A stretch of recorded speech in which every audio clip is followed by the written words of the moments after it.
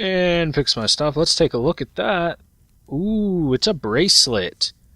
And it would replace the Hyper Jammer. But hey, it's better than the Hyper Jammer. Good replacement. That's a pretty nice drop. Pretty nice drop. I will be taking it. That's for sure. Port to Ophelia with the Death of Lotus. Yo, I killed this god beast. You know, I kicked him in the face multiple times. And the tentacles. He will not be hentaiing anyone anytime soon. No worries there. So we are 2.5 bars away from a level up, so I guess we're going to do some urgent quests to level up until we're out of fatigue. Anything good here? Any leather? Doesn't look like it. Alright, let's disassemble this crap. Help this person out with leveling their disassembler up. They're smart enough to know that nobody wants to pay for a disassembler that's not high level.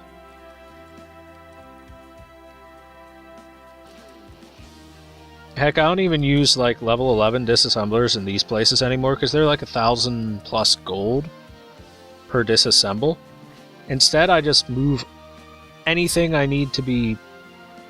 Anytime I'm like, I'm gonna go try for some crits, I move all of my blues onto my level 70 guy, my monk, run into Ghent, and then the level 11 disassemblers there are like 450 to 500 gold per use. As opposed to the 1,000 to 1,100, so, you know, half the price. So it saved me a bunch of money, has the same amount of critting, and if I ever need to move any of the cubes around, then I can do that anytime I want to. It's just good business practice, that's what that is. Gotta be a savvy businessman in an economy like this, that's so very volatile. So aggressive. Especially when Seals of Emperor Helm and Empress Scotty are so freaking expensive for the Awakening.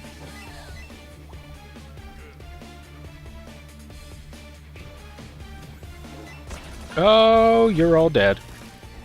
Yay, Wild Shots. Thank you, Wild Shots. You are a continuous joy to have as an ability. Alright, I need to clear all the rooms on this dungeon. So I need to go back around. I don't think I can go down, can I? No, it's... Oh, I need to go all the way back. Oh, I wish I had realized that sooner. Whoops. Walked right into those spikes. No problem. Alright, so I need to go all the way back and clear that room because this is supposed to be a full clear quest. And it will use up the rest of my fatigue, because I only had 13 fatigue going in here.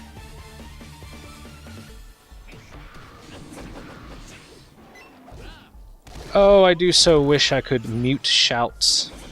I wish that was an option. Because most shouts are pretty unintelligible. Usually not worth even looking at, but sometimes I do. People disappoint me.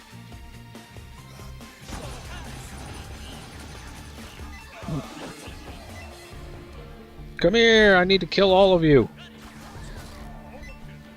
Ooh, hiccups. Oh no, the hiccups have started. Good thing it's towards the end. Come on. I just need to hold out for the rest of this floor. Stop the hiccups. I can hiccup all I want afterwards. Oh. He's super armored through my windmill. Whatever shall I do? Oh, we'll just do it again.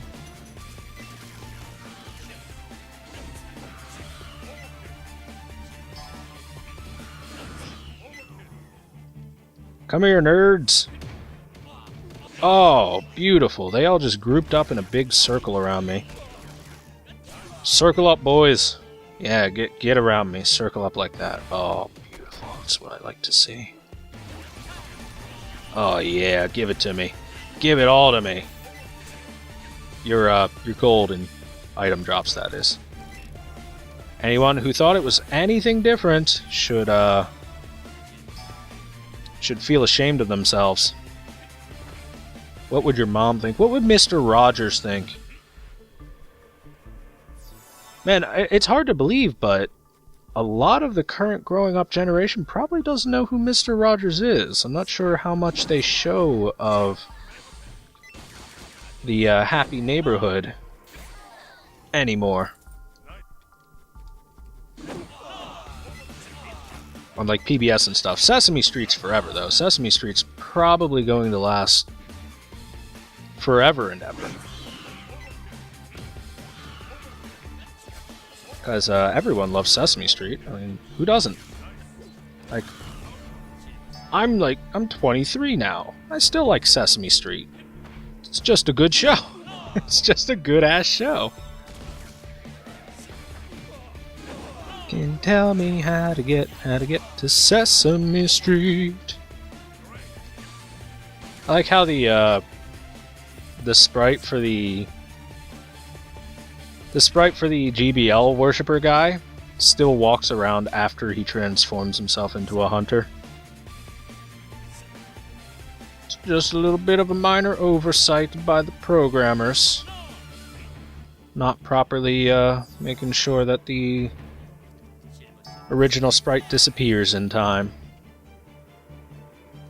Probably because, alright, so we're going to go into some minor programming technical talk, but probably because the class for the sprite of the main guy dropping down and his robes dropping as he transforms into the hunter is probably the same as the regular sprite for him. So the regular sprite continues to walk around as it performs as it is supposed to replace the animation for the regular sprite into the clothes dropping or robes dropping turning into hunter animation. But because it's just classed wrong or programmed just a little bit wrong, you know, you get to see both of them at the same time. There's a little bit of an oversight. It's a little bit of a mistake on their part. No biggie, though. No biggie. It's fine. It's fine. It's fine. It's probably not fine. But it's fine, though.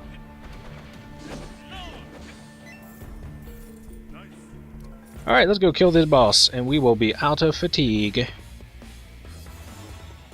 Oh, hi, guy. Oh, man, you made such a thunderous entrance, too. If only anyone cared. Get wild shot, nerd. God, wild shots is such a good skill. It's so strong. It's so freaking strong. Like in PvP, when you're like ending a juggle and you know your opponent's about to stand up, and then you just wild shots before they hit the ground and take another 20% of their bar. God, it's disgusting. I love it. Oh, we were so close to leveling up, too. So very close. So very close. Look how close we are. We're almost there. We're almost there. We almost made it. Why the Forbidden Shrine again? I don't get it. Maybe I don't want to do the Forbidden Shrine. Oh, I was about to disassemble stuff. That's where I was going. I'll help you out, Miss Knight. Man, there are too many knights going around. Considering the class is, seeing as it's like the newest class, it's a little overstrong.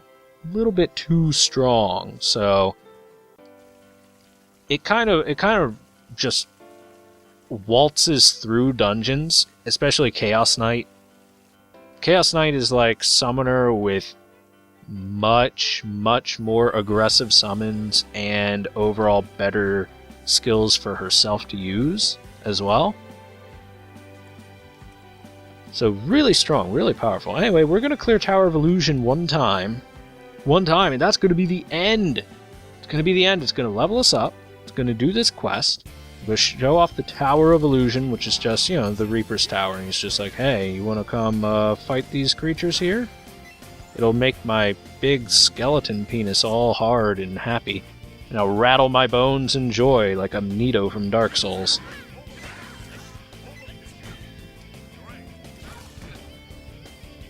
Speaking of the Souls series, Bloodborne's out now. Pretty good game. It has almost all of the same problem as the Souls games before, but solved the problem of blocking being OP and making the game easy by introducing a whole new set of problems with too many invincibility frames on dodges and parrying being still too good. So I don't know. It's a fine game, though. It's still a way better game than most of the AAA titles that come out. That's why a lot of people are playing the FromSoft games, because if you look at their core design, just look at just the level design of the levels. The levels are very well designed. They're not straight up linear progression and stuff. Pretty much a lot of it doubles back on itself. It's got a lot of shortcut opening and stuff, a lot of moving around and stuff. And that's why a lot of people are liking the Souls series in general.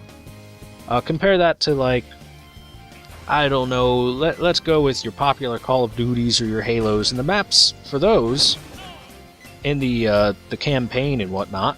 I mean, they're generally just for multiplayer, but let's say you actually are like want to play it for the campaign.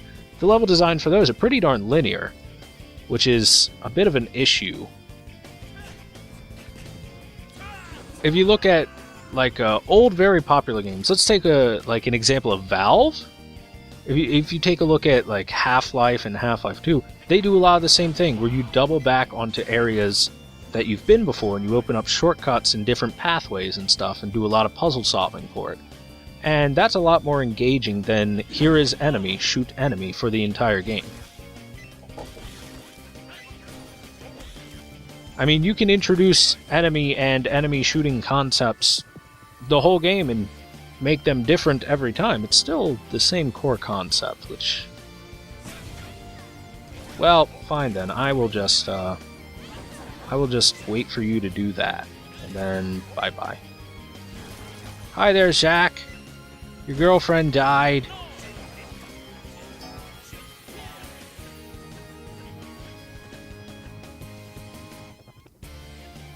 So for you guys out there that play video games, I'm sure at least one or two of you that are watching me play video games. Probably not everyone, though. I doubt you would watch me if you liked to play video games. After all, this probably won't be your niche kind of thing to watch. Oh, wow. She got that off and an immediate hurricane kick. Ow. The poison is real.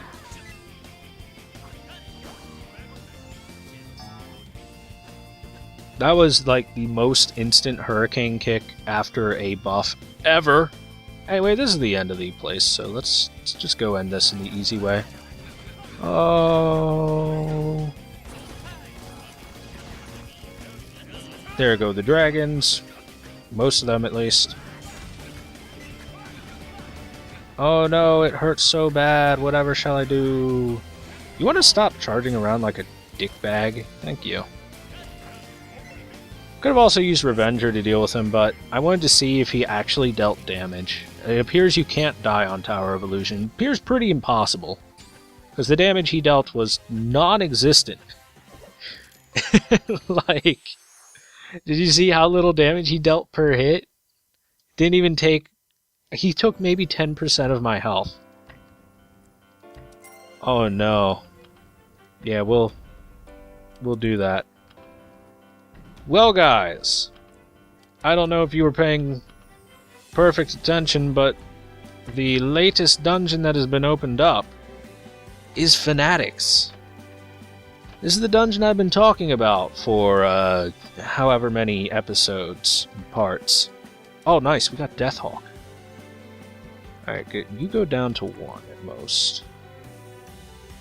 Give me that Deathhawk. Nice. Nice. Oh, yeah. That fucking Deathhawk.